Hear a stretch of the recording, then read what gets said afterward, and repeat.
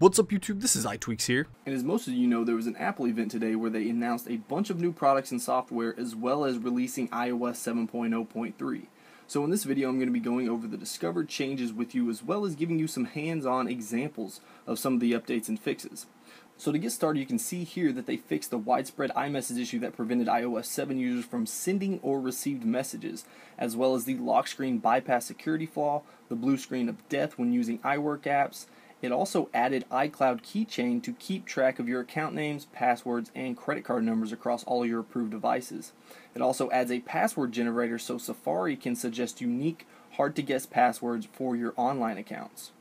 It also fixed an issue where iMessage failed to send to some users.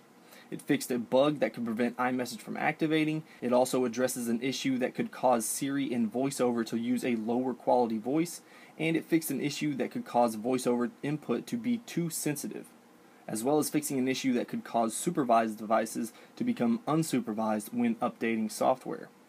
So now let's go ahead and take a hands-on look at some of the things that I can show you in video. So you can first tell that the 8 minutes ago and 8 minutes ago right here are actually different colors. This is on 7.0.3 here in my right hand. This is on 7.0.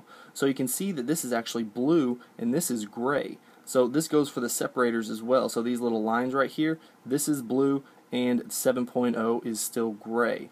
You'll also notice if I swipe to unlock, I have a passcode on here. So when I swipe back, there's actually a delay for the slide to unlock to appear down here.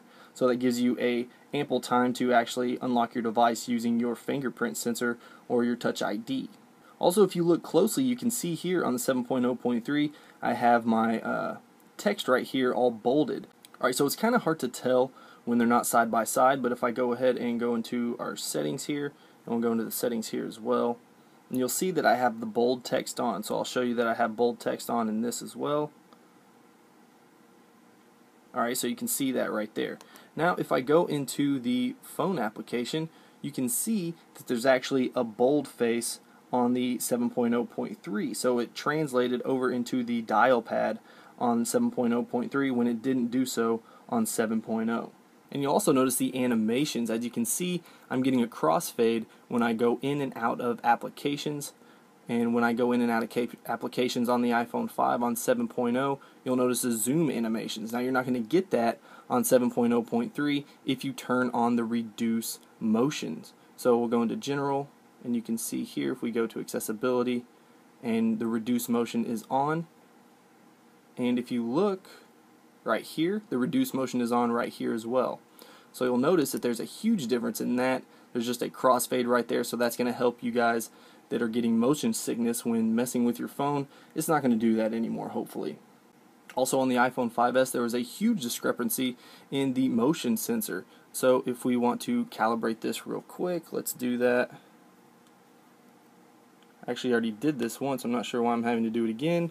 So let's calibrate this one as well real quick. Kind of hard to do with one hand.